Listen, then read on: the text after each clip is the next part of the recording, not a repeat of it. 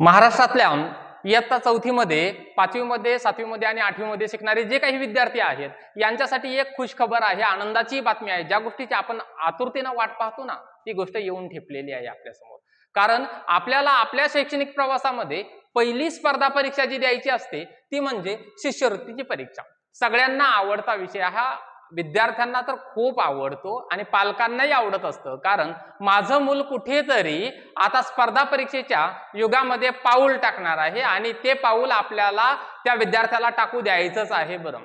तर इयत्ता 4थी मध्ये, 5वी मध्ये आणि 7वी 8वी मध्ये शिकणारे जे काही विद्यार्थी आहेत यांच्यासाठी महाराष्ट्र राज्य परीक्षा परिषद घेऊन आलेली आहे शिष्यवृत्तीची परीक्षा। आणि ही शिष्यवृत्तीची परीक्षा जी आहे ती 8 फेब्रुवारी 2026 ला होणार आहे आणि याच परीक्षेची अधिसूचना जी आहे ती प्रसिद्ध केलेली आहे महाराष्ट्र राज्य परीक्षा परिषद पुणे यांनी। तर आपल्याला डिटेल्स मध्ये समजून घ्यायचं आहे की नेमकी ही परीक्षा आहे काय, हिचा फॉर्म कसा भरायचा, याविषयीची सविस्तर माहिती आपल्याला आजच्या या व्हिडिओमध्ये मिळणार आहे। जर आपण चॅनलवर नवीन असाल तर या चॅनलला सबस्क्राइब करा, जेणेकरून असेच विविध परीक्षांचे व्हिडिओज आपल्याला पाहायला मिळतील, विविध परीक्षांची माहिती आपल्याला या चॅनलच्या माध्यमातून मिळेल। तर वेळ न दवडता आपण पुढे जाऊयात। ही जी काही प्रास्ताविक माहिती आहे, परीक्षेला प्राधान्य वगैरे ही माहिती इथे दिलेली आहे। तर ही जी काही पीडीएफ आहे ही आपण आपल्या लिंक मध्ये सुद्धा खाली देणार आहोत डिस्क्रिप्शन मध्ये। तर इथे एक अनुक्रमणिका दिलेली आहे की या पीडीएफ मध्ये नेमकं एकंदरीत काय आहे ते सगळं इथं दिलेलं आहे। सुरुवातीलाच परीक्षेचं वेळापत्रक म्हणजे परीक्षा नेमकी कधी घडणार आहे, आयोजित केली जाणार आहे ते इथं दिलेलं आहे। बघा, परीक्षेचं वेळापत्रक आपल्याला समोर दिसतं। तर परीक्षा जी असते ती नेहमी रविवारी 8 फेब्रुवारी 2026 ला होणार आहे। साधारणपणाने ही परीक्षा रविवारीच आयोजित केली जाते। बघा, सध्या आता नोव्हेंबर महिना सुरू झालेला आहे आणि 8 फेब्रुवारीला परीक्षा आहे। ज्या विद्यार्थ्यांनी अगोदर थोडीफार तयारी केलेली आहे त्यांच्यासाठी वेल अँड गुड, ज्यांनी तयारी केलेलीच नाहीये त्यांच्यासाठी सुद्धा आपण काहीतरी प्रयत्न नक्कीच करणार आहोत। तर आपल्याला नेमके काय विषय या परीक्षेसाठी विचारले जाणार आहेत हे बघूयात। प्रथम भाषा। प्रथम भाषा म्हणजे सर्रासपणानं आपल्या महाराष्ट्रामध्ये तरी बऱ्याच जणांची प्रथम भाषा ही मराठीच असते। तर मराठी या विषयासाठी आपल्याला 25 प्रश्न विचारले जाणार आहेत आणि 50 गुणांसाठी ते 25 प्रश्न विचारले जाणार आहेत। म्हणजे एका प्रश्नाला आपल्याला 2 गुण आहेत, हे इथे लक्षात घ्यायचं आहे। आणि गणित या विषयासाठी 50 प्रश्न विचारले जाणार आहेत, त्यासाठी 100 गुण असणार आहे। असा प्रथम भाषा आणि गणित यांचा पेपर 1 होणार आहे। त्यानंतर पेपर 2 मध्ये आपल्याला तृतीय भाषा म्हणजेच इंग्रजी, आपण इथे तृतीय भाषा म्हणून शिकत असतो महाराष्ट्रामध्ये, आणि बुद्धिमत्ता चाचणी मेंटल ॲबिलिटी टेस्ट। तर या दोघांनी मिळून आपला पेपर 2 तयार होणार आहे। आपल्याला इंग्रजीसाठी 25 प्रश्न 50 गुणांसाठी विचारले जाणार आहेत, तर बुद्धिमत्तेचे 50 प्रश्न हे 100 गुणांसाठी विचारले जाणार आहेत। म्हणजे पहिला पेपर हा 150 गुणांचा आणि दुसरा पेपर हा 150 गुणांचा, अशी एकूण आपली 300 गुणांची ही शिष्यवृत्तीची परीक्षा होणार आहे। पहिल्या पेपरमध्ये 75 प्रश्न विचारले जाणार आहेत आणि दुसऱ्या पेपरमध्ये आपल्याला 75 प्रश्न विचारले जाणार आहेत। या पेपरला हे 75 प्रश्न सोडवण्यासाठी आपल्याला वेळ किती मिळणार आहे ते सुद्धा दिलेलं आहे। पेपरची जी पहिल्या पेपरची वेळ आहे ती 8 फेब्रुवारी 2026 ला होणाऱ्या पेपरची वेळ, पहिल्या पेपरची वेळ सकाळी 11 ते दुपारी 12:30 पर्यंत पहिला पेपर होणार आहे, म्हणजे 1.5 तासाचा वेळ आपल्याकडे आहे। दुसऱ्या पेपरची वेळ ही 2 ते 3:30 म्हणजे 3:30 पर्यंत ही दुसऱ्या पेपरची वेळ आहे। दोन्ही पेपरला प्रश्न संख्या सारखी आहे, गुणही सारखे आहेत आणि वेळही सारखा आहे। दोन्ही पेपरला प्राधान्य हे सारखंच आहे, हे इथे लक्षात घेणं गरजेचं आहे। बघा, हे झालं इयत्ता 1 ते 5 म्हणजे इयत्ता 4थी 5वी मध्ये जे विद्यार्थी शिकत आहेत त्यांच्यासाठी। 7वी 8वी मध्ये शिकणारे जे विद्यार्थी आहेत यांच्यासाठी सुद्धा 8 फेब्रुवारी 2026 लाच पेपर होणार आहे आणि त्यांना सुद्धा प्रथम भाषा आणि गणित याचा पहिला पेपर असणार आहे। त्यासाठी सुद्धा प्रथम भाषेसाठी 25 प्रश्न 50 गुण, गणितासाठी 50 प्रश्न 100 गुण आणि एकूण जे प्रश्न आहेत ते 75 150 गुणांसाठी असणार आहेत. त्यानंतर दुसऱ्या पेपरमध्ये तृतीय भाषा आणि बुद्धिमत्ता यांचा हा पेपर होणार आहे. त्यासाठी सुद्धा तृतीय भाषेसाठी 25 प्रश्न 50 गुणांसाठी आणि बुद्धिमत्तेचे 50 प्रश्न 100 गुणांसाठी इथे असणार आहेत. वेळ सुद्धा त्यांनाही सारखाच असणार आहे. पण मात्र नेमका थोडाफार काही फरक आहे या दोघांमध्ये, तो काय आहे हे सुद्धा आपल्याला समजून घ्यायचं आहे. बघा, ज्या वेळेला आपण पूर्व उच्च प्राथमिक परीक्षा देतो त्यावेळेला आपल्याला 75 प्रश्न दोन्ही पेपरमध्ये आहेत. ते दोन्ही पेपरमध्ये आपल्याला 75च्या 75 प्रश्न सोडवायचे आहेत. 7वी 8वी मध्ये सुद्धा ते प्रश्न सोडवायचे आहेत. पण मात्र पूर्व माध्यमिक म्हणजे इयत्ता 7वी 8वी मध्ये शिकणारे जे काही विद्यार्थी आहेत यांच्यासाठी प्रत्येक पेपरमध्ये कमाल 20% प्रश्नांच्या बाबतीत उत्तरांच्या 4 पर्यायापैकी 2 पर्याय हे अचूक असणार आहेत. बघा, शिष्यवृत्तीची परीक्षा द्यायची म्हटलं की आपल्याला एका प्रश्नाला 4 पर्याय असतात आणि या 4 पर्यायापैकी एकच पर्याय हा बरोबर असतो. पण 7वी 8वीच्या विद्यार्थ्यांसाठी 2 पर्याय हे अचूक असणार आहेत आणि हे 2 पर्याय हे दोन्ही पर्याय नोंदवणं बंधनकारक आहे, तरच आपल्याला इथे मार्क्स मिळणार आहेत. ही गोष्ट सुरुवातीलाच लक्षात घ्या, जेणेकरून आपण तयारी करत असताना त्या पद्धतीने तयारी कराल. बघा, या शिष्यवृत्ती परीक्षेसाठी काय पात्रता आहे, म्हणजे कोण पात्र आहे या शिष्यवृत्ती परीक्षा देण्यासाठी, तर ते समजून घेऊयात. विद्यार्थी हा महाराष्ट्राचा रहिवासी असावा, म्हणजे महाराष्ट्रामध्ये तो शिकत असला पाहिजे, महाराष्ट्रातच राहणारा विद्यार्थी असला पाहिजे. आणि त्यानंतर विद्यार्थी हा शासनमान्य, शासकीय किंवा अनुदानित, विना अनुदानित, कायम विना अनुदानित, स्वयं अर्थ सहाय्यित शाळा ज्या आहेत यांच्यामध्ये शिकणारा असावा. तर आपण सगळेजण यासाठी निश्चितच पात्र होऊ शकतो. त्यानंतर ज्या विद्यार्थ्यांना विद्यानिकेतनमध्ये प्रविष्ट व्हायचं आहे यांच्यासाठी काय पात्रता आहे. शासकीय विद्यानिकेतन जी आहेत या शाळा पुसेगाव जिल्हा सातारा येथे आहे, त्यानंतर धुळेमध्ये, औरंगाबादमध्ये, अमरावतीमध्ये, केळापूरमध्ये, जे की यवतमाळमध्ये आहे, या ठिकाणी शासकीय विद्यानिकेतनच्या सुद्धा शाळा आहेत. तर या शासकीय विद्यानिकेतनमध्ये प्रवेश घेण्यासाठी काय पात्रता असावी लागेल, तर तो विद्यार्थी इयत्ता 5वीत शिकणारा असावा लागेल. त्यानंतर शाळा जी आहे ती ग्रामीण भागातली असावी लागेल, म्हणजे ज्या शाळेमध्ये सध्या विद्यार्थी शिकतो ती शाळा ही ग्रामीण भागातील असावी लागेल. आणि शासकीय विद्यानिकेतनमध्ये प्रवेश फक्त मुलांनाच मिळतो, मुलींना नाही, ही गोष्ट आवर्जून इथे लक्षात ठेवा.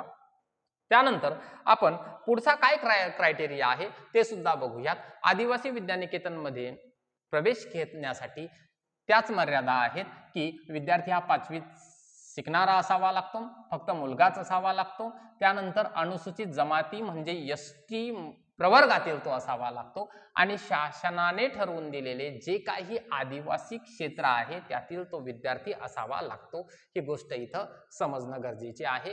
त्यानंतर विमुक्त जाती आणि भटक्या जमाती या विद्यानिकेतनमध्ये जर आपल्याला प्रवेश घ्यायचा असेल तर ती शाळा जी आहे ती कमळेवाडी, शिरूर, जे की नांदेड जिल्ह्यामध्ये आहे, इथे आहे. यासाठी सुद्धा आपल्याला काही निकष आहेत दिलेले. विद्यार्थी हा 5वीत शिकणारा विद्यार्थी असावा लागतो, तो आश्रम शाळेत शिकणारा विद्यार्थी असावा लागतो, त्याचं माध्यम जे आहे मराठी किंवा सेमी मराठी माध्यमातील तो असावा लागतो. आणि परीक्षेचं माध्यम, आपल्याला या शिष्यवृत्ती परीक्षेचं माध्यम कोणतं निवडायचं आहे हे सुद्धा इथे समजून घेणं गरजेचं आहे. आपण 7 माध्यमांमध्ये परीक्षा ही घेतली जाते. त्यामध्ये मराठी असेल, उर्दू असेल, हिंदी असेल, गुजराती, इंग्रजी, तेलुगू आणि कन्नड या 7 भाषांचा यामध्ये समावेश होतो. यापैकी कोणत्याही एका भाषेमध्ये आपण पेपर देऊ शकतो. त्यानंतर पुढे जाऊयात आपण की इयत्ता 8वी मध्ये ऑनलाईन आवेदनपत्र भरत असताना आपल्याला सेमी इंग्रजी हा पर्याय नोंदवणारे जे कोणी विद्यार्थी असतील अशा विद्यार्थ्यांनी परीक्षेच्या वेळेपूर्वी पेपर 1 मधील गणित या विषयाची आणि पेपर 2 मधील बुद्धिमत्ता चाचणी या विषयांची मूळ पत्रिका म्हणजे प्रश्नपत्रिका जी आहे ती मूळ माध्यम, इंग्रजी माध्यम अशा दोन्ही माध्यमातून त्यांना देता येऊ शकते. ही गोष्ट इथे आपण आवर्जून बघू शकता. वयोमर्यादा काय आहे, शक्यतोवर सगळे विद्यार्थी यासाठी पात्र होऊ शकतात, तरी सुद्धा वयोमर्यादा काय आहे बघा.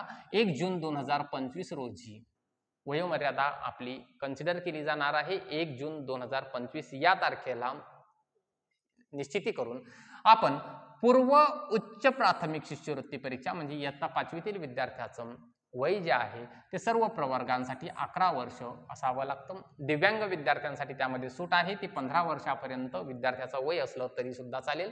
त्यानंतर इयत्ता 8वीत शिकणारे जे काही विद्यार्थी आहेत त्यांचं वय हे 14 वर्ष असावं लागतं, म्हणजे 14 वर्षापर्यंत वय चालतं. त्यानंतर दिव्यांग विद्यार्थ्यांसाठी ते 18 वर्षापर्यंत वय गृहीत धरलं जातं. त्यानंतर आपल्याला इथे एक सूचना 6.5 ही महत्वाची सूचना आहे. या तक्त्यामध्ये जे काही वय नमूद केलेलं आहे हे ऑनलाईन आवेदनपत्र भरत असताना आपल्याला विद्यार्थ्याचं वय विहित हे कमाल मर्यादेपेक्षा जास्त आहे तरीही विद्यार्थ्यानं जर समजा अर्ज भरला तर त्या शिष्यवृत्तीचा लाभ मिळणार नाही ही गोष्ट समजून घ्या. कारण एखादा विद्यार्थी इथे 12 वर्ष वयाचा आहे आणि त्यानं जर समजा आपल्या अर्जामध्ये 11 वर्ष असं जर नोंदवलेलं असेल आणि नंतर MSCच्या जर लक्षात आलं म्हणजे महाराष्ट्र राज्य परीक्षा परिषदेच्या लक्षात आलं तर त्या विद्यार्थ्यास अपात्र घोषित केलं जाऊ शकतं शिष्यवृत्तीसाठी. ही गोष्ट इथे आवर्जून लक्षात घेणं गरजेची आहे. त्यानंतर आता या परीक्षेसाठी परीक्षा शुल्क किती आहे हे सुद्धा आपण बघूयात. बघा, जी काही 5वीसाठी असणारी शिष्यवृत्ती परीक्षा आहे या परीक्षेसाठी आपल्याला प्रवेश शुल्क आहे बिगर मागास विद्यार्थ्यांसाठी 50 रुपये आणि मागास किंवा दिव्यांग विद्यार्थी असेल त्यांच्यासाठी सुद्धा 50 रुपयेच प्रवेश शुल्क आहे. परीक्षेसाठी आपल्याला शुल्क द्यावं लागतं. बिगर मागास जे विद्यार्थी आहेत त्यांच्यासाठी 150 रुपये, मागास विद्यार्थी किंवा दिव्यांग विद्यार्थी असेल तर यांच्यासाठी या परीक्षा शुल्कामध्ये निश्चितच सूट आहे, ती आहे 75 रुपये. त्यानंतर एकूण शुल्क होणार आहे 200 रुपये बिगर मागास विद्यार्थ्यांसाठी आणि मागास किंवा दिव्यांग विद्यार्थी असतील तर यांच्यासाठी 125 रुपये हे परीक्षा शुल्क एकूण होणार आहे. जर आपण फॉर्म भरण्यासाठी विलंब केला असेल तर मात्र म्हणजे दिनांक 1 डिसेंबर 2025 ते 15 डिसेंबर 2025 या दरम्यान जर आपण फॉर्म भरत असू तर आपल्याला 50 रुपये दोन्ही ठिकाणी जास्त मोजावे लागतील. त्यानंतर पुढे आपण जर बघितलं तर 8वीसाठी जी काही शिष्यवृत्ती परीक्षा आहे यासाठी सुद्धा इयत्ता 5वी प्रमाणेच फीचं स्ट्रक्चर आहे, त्यामध्ये काहीही बदल आपल्याला दिसून येत नाही. अतिविलंबाने सुद्धा आपण फॉर्म भरू शकतो, पण मात्र प्रतिदिन आपल्याला 10 रुपये प्रति विद्यार्थी जास्त मोजावे लागतील. एवढा विलंब निश्चितच आपण फॉर्म भरण्यासाठी करू नये, कारण आपल्याला 27 ऑक्टोबर ते 30 नोव्हेंबर ही तारीख दिलेली आहे. सध्या आपण फॉर्म भरू शकतो 30 नोव्हेंबर पर्यंत, तर विलंब न करता 30 नोव्हेंबर पूर्वी सगळ्यांनी अर्ज सादर करणं अपेक्षित आहे. त्यानंतर इथे शाळा संलग्नता शुल्क आहे, हे विद्यार्थ्यांसाठी नाही, ती शाळेसाठी आहे, ती 200 रुपये शाळा संलग्नता फी भरणं हे प्रत्येक शाळेला बंधनकारक असतं. तर चला पुढे जाऊयात आपण.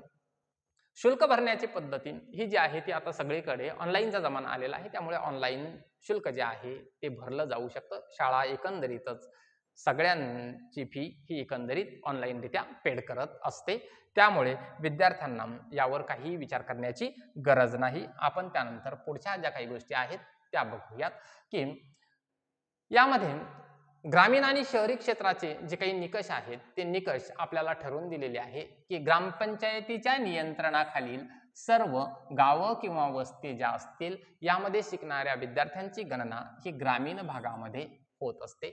तसेच नगर परिषद, नगरपंचायत किंवा नगरपालिका, महानगरपालिका अशा क्षेत्रात शिकणारे जे काही विद्यार्थी आहेत यांची गणना ही शहरी कोट्यातून होत असते. शिष्यवृत्ती परीक्षा ही ग्रामीण कोटा आणि शहरी कोटा अशा 2 कोट्यांमध्ये आपल्याला निश्चितच बघायला मिळते. त्यानंतर पुढे जाऊयात.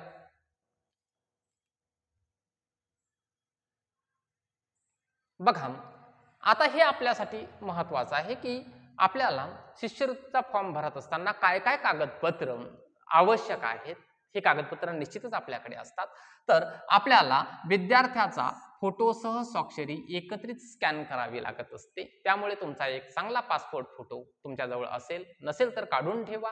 आणि विद्यार्थ्यांनी स्वाक्षरी जी आहे ती थोडीफार शिकून घेणं गरजेचे आहे, जेणेकरून जी स्वाक्षरी आपण इथे पेपरवर करणार आहोत तीच स्वाक्षरी आपल्याला पेपरच्या वेळेला करता आली पाहिजे प्रत्यक्ष पेपर देते वेळी. आणि फोटो जर नसेल तर रंगीत चांगला एक पासपोर्ट फोटो आपल्या पालकांच्या मदतीने आपण काढून ठेवू शकतो.